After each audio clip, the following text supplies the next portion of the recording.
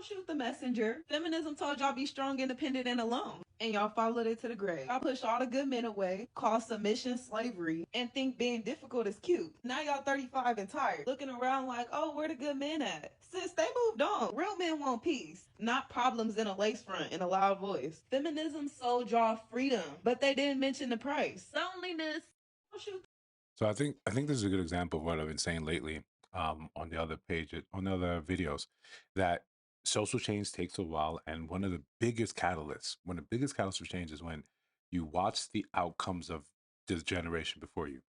If you ever go into start a new job and you're in this active career, you can see where your trajectory is going to be, where it's going to land you by watching people that are nearing retirement.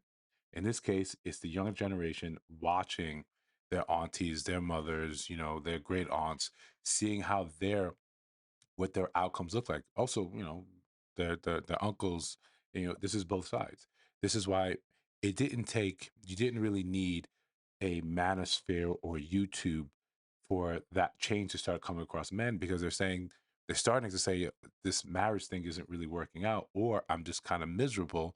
And we're getting together in the barbershops and basketball courts and noticing, like, yeah, we're saying the same things and we're both unhappy about the same things. The younger generation was seeing that and saying, okay, I don't want that. I don't want that.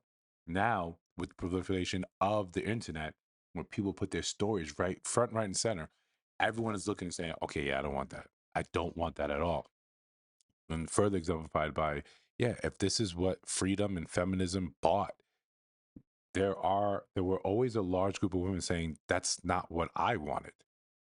But whenever you would disagree with that, right? And ladies, step in if I'm wrong.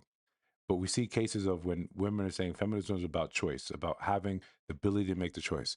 Well, some still just wanted to be stay-at-home wives. They wanted to raise children. They wanted to have families. That was still the most paramount thing to them. Then they were vilified. They were shamed. They were attacked for not doing what the larger group or the feminist group said was important, what you should be doing with yourself. You should be get out there, having your own career, having your own money, having your own independence. When you take that as a sort of front or dig against the collective, that's what you end up having.